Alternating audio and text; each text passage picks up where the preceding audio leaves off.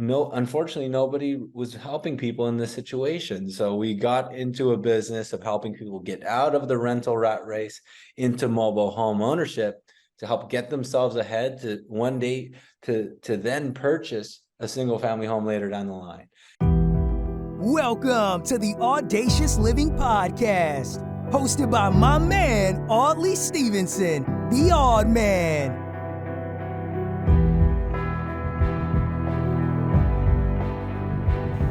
Greetings and salutations, folks. It's Audley Stevenson, and I'm back with another edition of the most audacious podcast the internet has to offer. You've got it locked to the Audacious Living Podcast, and as always, it continues to be my pleasure to be here as we continue our ongoing goal of helping our listeners live their best audacious lives ever. Welcome to episode 243 of the podcast, and I got Franco Perez joining me for a very engaging conversation. You see, Franco Perez, a visionary is a visionary in the mobile home ownership industry. He shares his remarkable journey with us on this episode, from real estate agent to advocate for affordable housing. He'll discuss breaking down stigmas around mobile homes and the impact of his work on low-income families. With a focus on providing equal opportunities for home ownership, Franco's passion for creating change shines through as he shares his inspiring journey and the mission of his innovative business. It really is a great conversation that you'll all enjoy, and I'm certain of that. And so without any further ado, here is Franco Perez.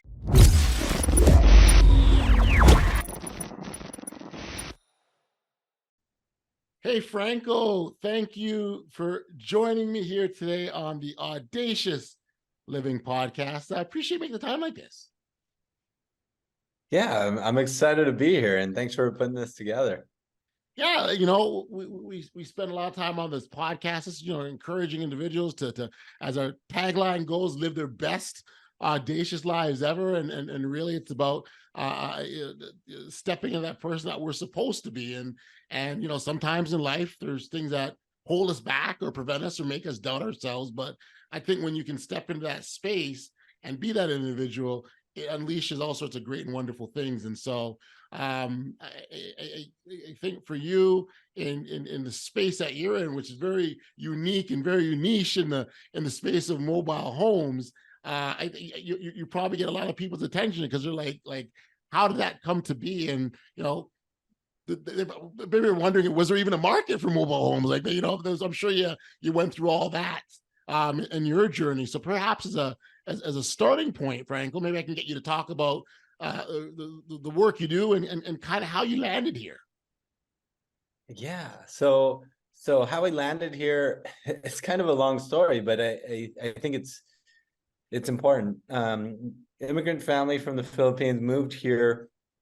Parents split, was in an unfortunate situation at 17, 18 years old, was renting at that time. It was just me, my single mom, and my younger sister in the Silicon Valley. We were trying to survive, and rent was so expensive. I remember at the end of every single month, we couldn't afford rent. I was borrowing money from my friends, and even working 2 jobs, that sort of thing. It was tough to survive.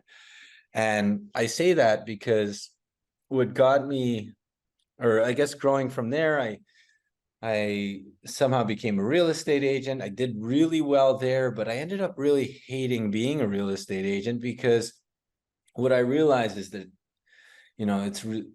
I'm helping the wealthiest people I can help get their 3rd or 4th property or the most expensive home that they can get. Right. And I was turning away.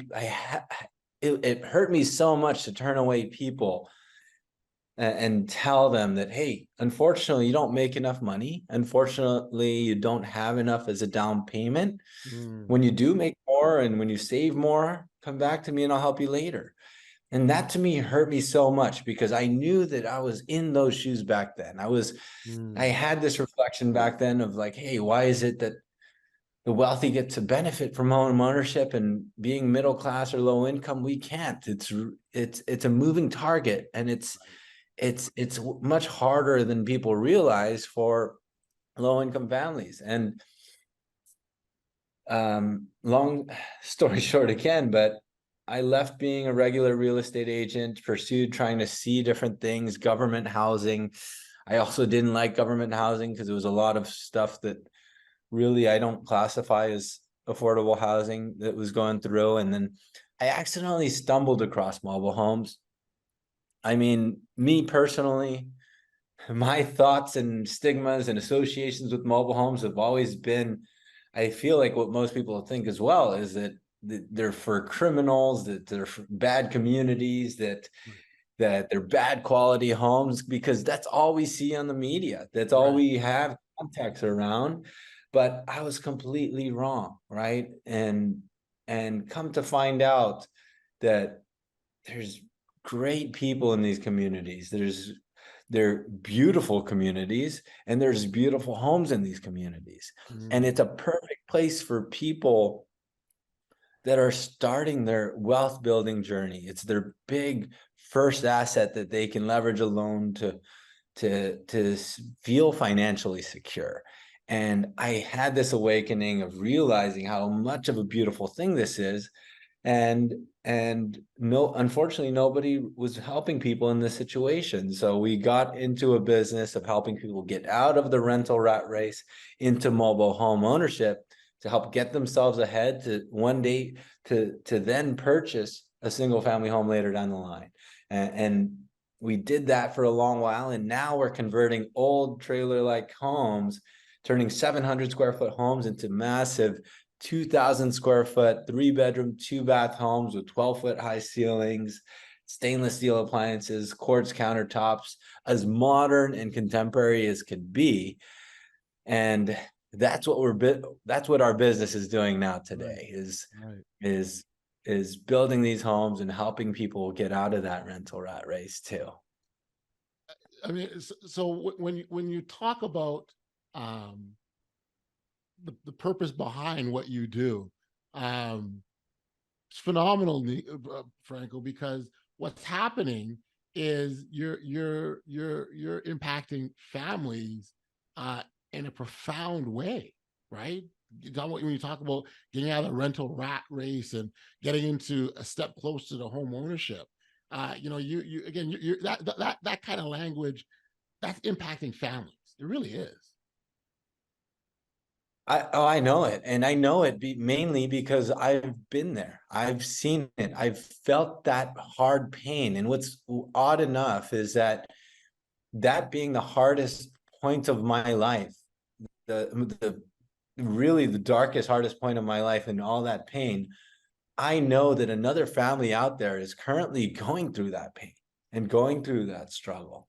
And that alone is actually my drive, is because if I didn't go through that, I wouldn't want to help that problem really, or I wouldn't be as motivated and driven, right? But knowing that that was my past, and knowing that there are families in today, is what drives me, is what drives me to get up every morning, to work hard, to talk to people I don't want to talk to do things that most won't do, to get this housing situation fixed, right? And that behind everything is what drives me to get this business working, and to get this to where it's at today, and for us to grow and scale more.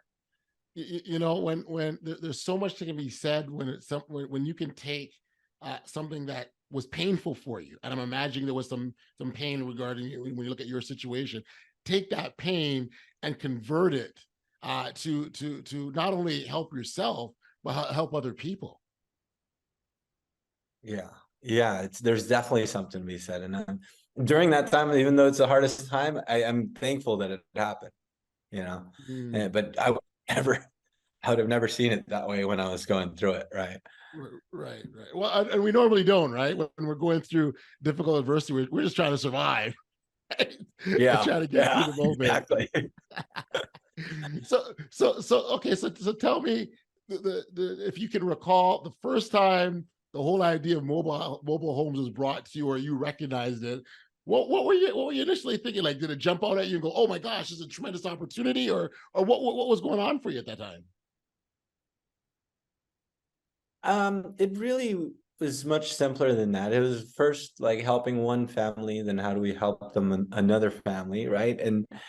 it kind of grew from there. And at the same element, it's when you see a family with tears of joy and happiness because they would have never been able to afford anything in this area, that right there was the best form of payment or fulfillment that I could have ever had. And knowing that one day I'm going to be able to help another family and another family, that's what excites me, and it's how do I what was I getting to with that? But with that is it just accumulated from there, and then we got into hiring more people to help more people, and that sort of thing, and we knew we just wanted to grow it. Got you. Help me get a picture of what the industry overall looks like, in terms of the scope and the size, and so I'm coming as a layman that I don't profess to know the ins and outs of the mobile home industry. How big is it, or how large is it, and how many, I guess, how many people are out there doing what you do?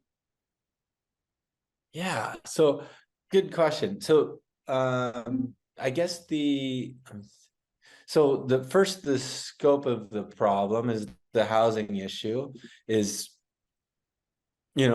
I'm in an area, and there's a lot of metro areas that have similar, not the same price points, but similar ratios. But in our area in the Silicon Valley, there's a median rent of about for a 2-bedroom apartment could be about $3,400 a month, and then the median single family home is about $1.5 million, right? And how do you ever dream of ever owning a home at that massive scale when you're barely struggling to pay for the rent side of things, right?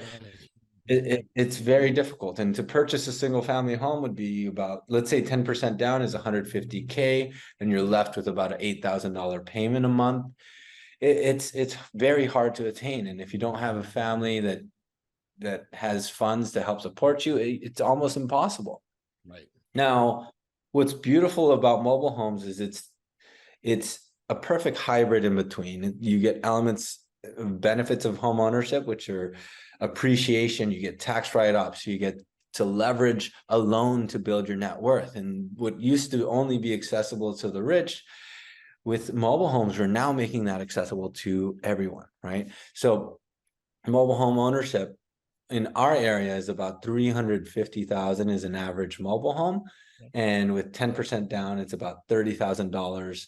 And then their monthly space rent would be about $1,000, and their mortgage would look like about $3,700, which I'm sorry, $2,700, which in total would bring them to about $3,700 a month, right? With $30,000 down, which is significantly less of an entry point for a family to get out of that rental rat race into a home. Just a little bit more of a payment than what they're paying for rent. But we aren't taught the big difference between owning and full renting, right? You're getting a lot of the benefits, and by owning this, they get the loan pay down benefits. They get to build their equity. They get to get those tax incentives. They get the appreciation of value as well, right? So that's a big part of it. The other is the scope of what we do. I think most people don't know, and I didn't know this as well. I grew up many years in San Jose, that there are several mobile home parks around, right? I grew up in San Jose. I didn't know what a mobile home park was. And then all of a sudden now I realize there's more than 64 mobile home parks in our county alone.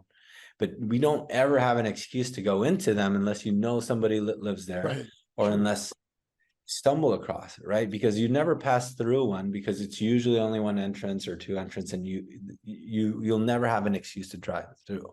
Right. Now, if we look at California alone, there's more than 4,000 mobile home parks.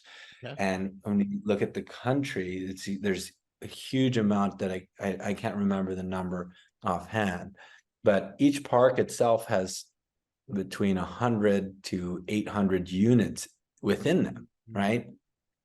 And it's something that we accidentally ignore because we don't have much context around.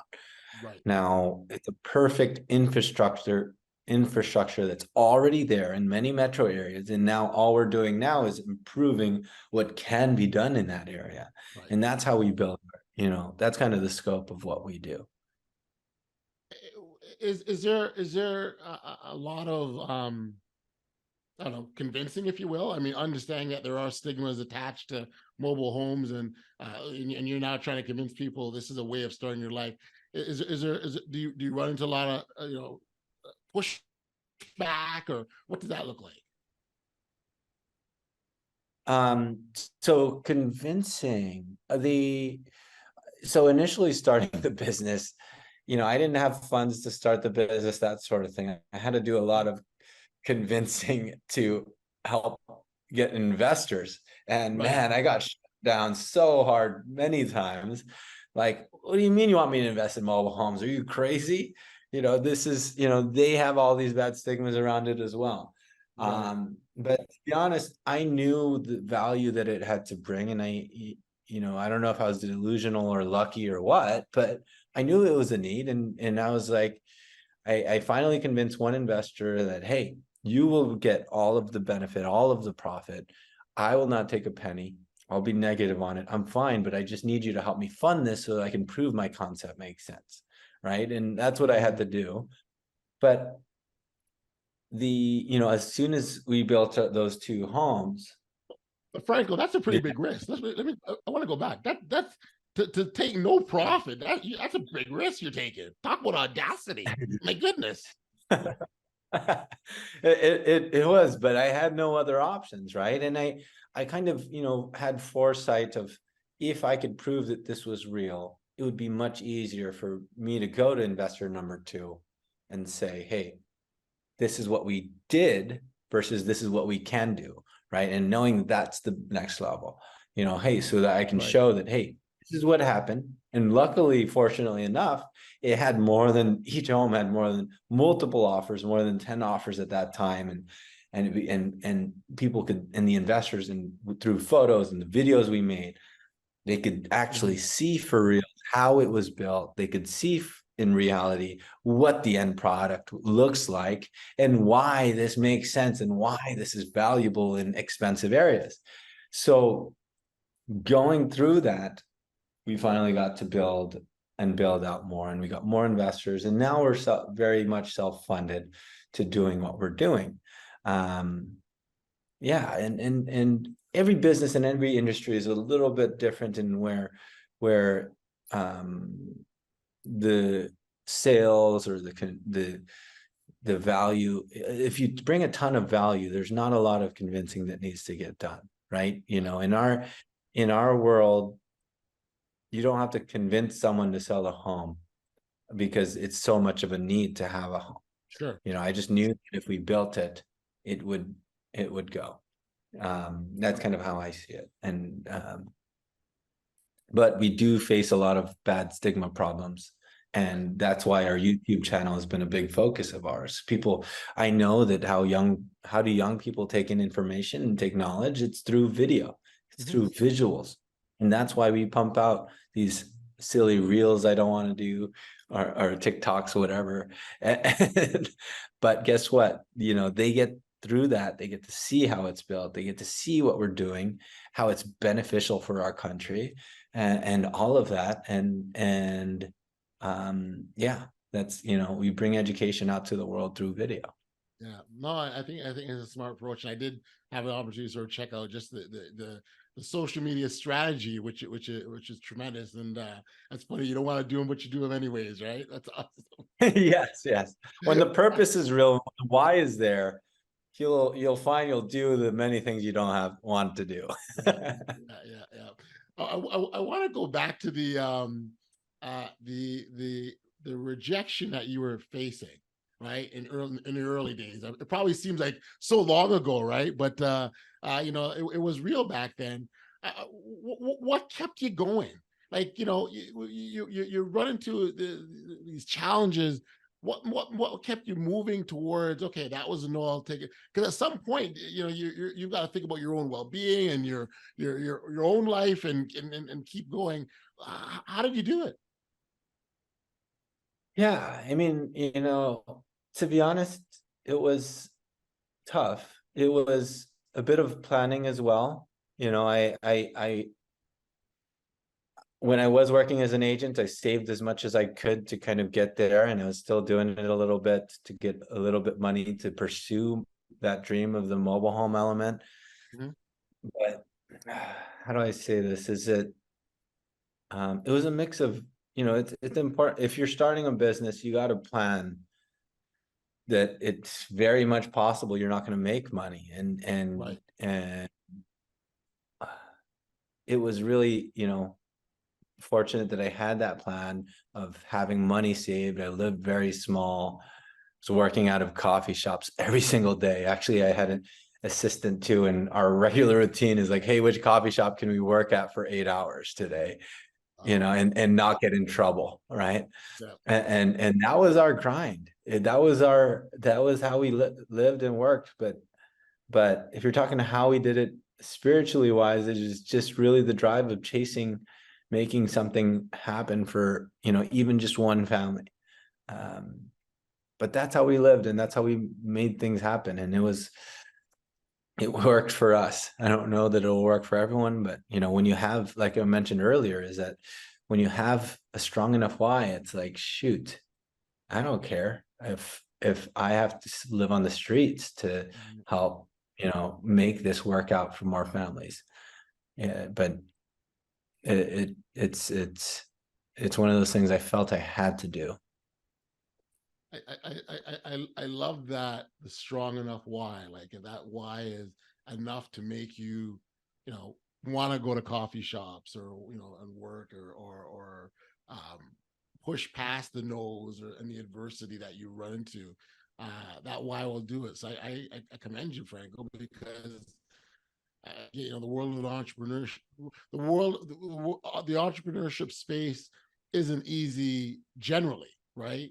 um but to have to fight back what you had to fight against, which is a lot of stigmatism and a lot of people not believing in the work that you did. That's not an easy thing, man. That's tough.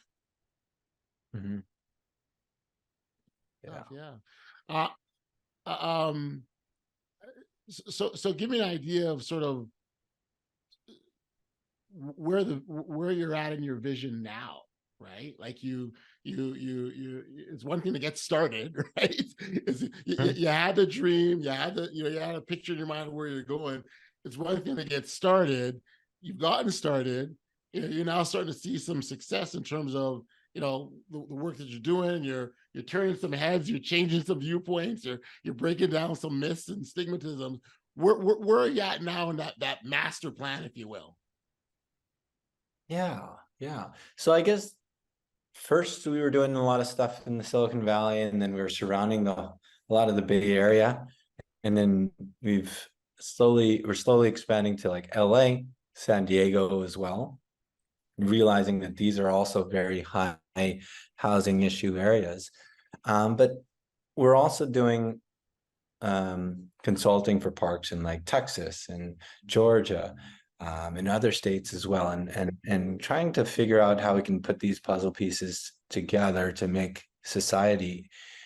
help society have more equal opportunities for home ownership, right? So we do a lot of lobbying with the government, showcasing, hey, this is how this is good for society. This is what parks actually look like. These are what the quality of homes, and to what I was doing in only San Jose before, now I'm doing at a national scale, right? And we're getting more backing for financing. We're showcasing the beauty of mobile homes and that sort of thing, because oddly enough, we have this horrible perception of mobile homes, and it's still something that we face today. It's not just in the past, Right. but so that's a big thing, is we want to show how beautiful of a thing this is. And if we think about apartment buildings, there's a bad apartment buildings you don't want your kids going around, that sort of thing. And then there's luxury style apartments that look beautiful, like a resort. And there's that same people have to understand there's that same spectrum with mobile homes. Yes, there might be parks that are bad and horrible quality, but there's a full spectrum. There's average parks, and there's beautiful resort communities with tennis courts, with saunas, with pools and dog parks. and they shouldn't all be written off as a thought of what the media portrays for it to be, and especially if you are of a housing need, you should know that this is an option that might be a hack for you to be able to get yourself out of that rat race, right? And what our perception is could be wrong, and to challenge that perception and see, what do these communities actually look like? What are the true financials of these, and are people actually winning with these, right? And yeah, I think the future of it is really, sorry to make that a long answer, but it's really is showing the world how beautiful of a thing mobile homes are, and allowing that to enable more and more low-income families or working class people to start their wealth building journey through mobile homes. And whether it's mobile homes or not, I just want there to be more opportunities out there, right? Because I really do believe that the new freedom is financial freedom, and if we don't protect that, it's an ugly world out there already the way it is. I've seen it from being low income and trying to survive. The opportunities are not equal, and I get that, but we have to protect that from spreading worse and worse. And a huge part of that is home ownership. Yeah. Again, I just love the purpose behind the work that you're doing. It's really giving it life. It's giving it teeth, if you will, and making it very real to families specifically. So I love that. Franco, if you can sort of talk about the work you're doing to break down those myths, what kind of things are you doing? I love, a lot of people are finding us on our YouTube channel, and I think with that, you really see, like you said, to break those myths is we do community tours of what the communities look like. We show how beautiful the clubhouses look and the homes look and that sort of thing. And then we also show real stories. We show a teacher that wasn't able to survive in San Jose, but because we were able to help her get a mobile home, she shares her story about how now she's financially secure and being able to continue teaching as she loves. And then we also show the construction and the behind the scenes of how these homes are built and what we do and that sort of thing. And it's really just documenting our journey of what we're trying to accomplish and how this is how this is helping people.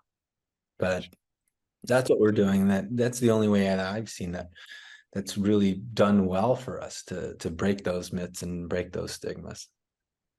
Well, and I think it's important to do it. And again, you're so niche in the work that you're doing, that you've almost got to create your own ways. Like when you're a trailblazer doing something that's never been done, you don't have the benefit of a roadmap in front of you, right? To tell you here's how exactly what you do. Sure, you can pull from different areas, but you've got to just operate on the fly. And it sounds like for a lot of the stuff you've done, that's what you've had to do. Absolutely. It's very true. And, it's making noise around it. How do we allow for people to hear about it and see it for reals, right? And part of our slogans is actually sexy mobile homes, and we call it that to be contradictory to what people believe. Like, hey, why is it called sexy mobile homes? And then they look at our stuff and they're like, whoa, this looks like a multi-million-dollar home. And how is he calling this a mobile home? Is it really a mobile home? I don't know, but he keeps showing stuff that he's building them and he's transporting them, and they're in these communities, and that's kind of how things have been. And what's weird is I never really had a strategy to how we do it. We were just documenting what we do, right? And don't be afraid to make some noise, I guess, right? How does it feel? What's that? I wonder if you could describe that feeling when you've made a shift in someone. You've broken down that belief or that thought or that myth, and you've now you brought them over on your side or your team. What's that feel like? Do you mean like so someone who didn't think that, mobile home ownership was worth anything because of the beliefs that they had about them. They thought it was a waste of time. And you've said, no. Come on in, let me show you. I'm a type where it's like prove them wrong kind of guy. If people want to talk crap or not believe, that's fine. I'll go help other families that do believe and show their success of the product of it. And Gotcha. And honestly, we do a lot to really push the limits of what's possible, like 12-foot high flat ceilings. Like that's something that's amazing and you could never imagine in these homes, and these quartz waterfall countertops, Right. And standalone tubs, and that's, we know we have to make it attractive for people, for younger generations and that sort of thing. So we do that. And and then you asked about the feeling. It's tough because I don't really get to see it firsthand, but I love the wow. I do get to see it firsthand. So I love the wow factor when people see it, and I'll show them like, hey, look, this is what we built. Right. And and this was featured on whatever article and that sort of thing. Right. So that's my way of proving them wrong. Yeah, no, for sure. And again, it's I can see the satisfaction that could come from that, which is this awesome thing. And look, Frank, I gotta give you a lot of respect and for the work that you're doing, and but more so the reason, the why. I think the why is so tremendous, and I've learned, and you've enlightened me for sure. And I think that's a wonderful thing. And really, that's the mission, that you're on, is to break down and open up the possibilities, the purpose behind what you're doing, the possibilities that it creates for families. Again, it's amazing. So first off, congratulations on the work that you've done. I know you're not done yet, but certainly I think what you've done up until this point is pretty phenomenal.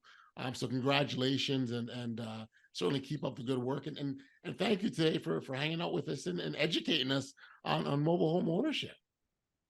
Oh, thanks. Yeah. And I love what you're doing and sharing amazing stories. So yeah, it's great to be here. Cool. For our listeners who we've convinced, who we've broken down some myths about mobile homes in this conversation, and they now want to jump on board, how can they find you? Where can we send them? Yeah, so you can see all of our links at www.franco.tv, or you can just Google Franco Mobile Homes. I think if you've never, I know we're on a podcast, but if you haven't seen what these homes look like, I urge you to kind of take a look at how they're built, what they actually look like visually, and see for yourself. It really is an amazing team, and our team it's an amazing thing, and I'm proud of our team for getting us to where we're at. Amazing. Franco, listen, this has been great. Thank you for the time. This has been awesome to get the insights. And again, keep up the great work, my friend. Awesome. Thanks. All right.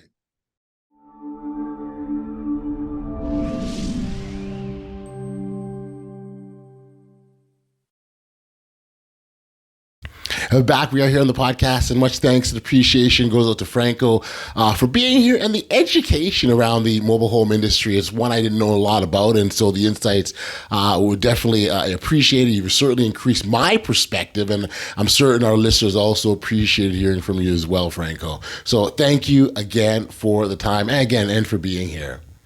I really appreciate the conversation I had with Franco, but if there's just one thing I take from the chat that we had, it'd have to be this. In a world filled with uncertainty and challenges, the ability to inspire and give hope to others is a remarkable gift. Whether it's through words, encouragement, acts of kindness, or leading by example, the impact of inspiring others can be profound and far-reaching. Each one of us has the potential to make a difference in the lives of those around us. And when we tap into that potential, the results can be truly transformative. Inspiration has a remarkable ability to ignite a sense of purpose and motivation within individuals, propelling them to overcome obstacles and reach for their dreams. When we inspire others, we not only instill a sense of hope, but also empower them to believe in themselves as well as their abilities. This in turn can lead to positive change, personal growth, and the pursuit of new opportunities. One of the most powerful aspects of inspiration is its contagious nature. When we're inspired by someone, we often find ourselves inspired to inspire others in return. This creates a ripple effect where a single act of inspiration can set off a chain reaction touching the lives of countless individuals. As such, the impact of our efforts inspire others to extend far beyond what they initially imagined. In our daily lives, we can make a difference by being a source of inspiration for those around us, whether it's through a kind word, a supportive gesture, or simply leading by example. We have the ability to uplift, encourage, and ignite hope in others. By doing so, we contribute to a world that is more compassionate, resilient, and filled with opportunities. As we move forward, let us remember the profound impact that our ability to inspire can have on others. Let us seize every opportunity to uplift those around us to a beacon of hope in times of darkness, and to cultivate a culture of encouragement and empowerment. In doing so, we not only enrich the lives of others, but we also contribute to a world that is brighter, kinder, brimming with audacious potential. We've sadly come to the end of another episode of the Audacious Living Podcast, and as always, I send my thanks and appreciation to all those lovers of audaciousness who continually are here each and every week to support us. And so for that, I say thank you as always. Until next time, stay safe, be kind, show love to one another, and be audacious. You've been listening to the Audacious Living Podcast, hosted by Audley Stevenson. If you enjoyed what you heard, be sure to like, subscribe, and share. Until next time, be audacious.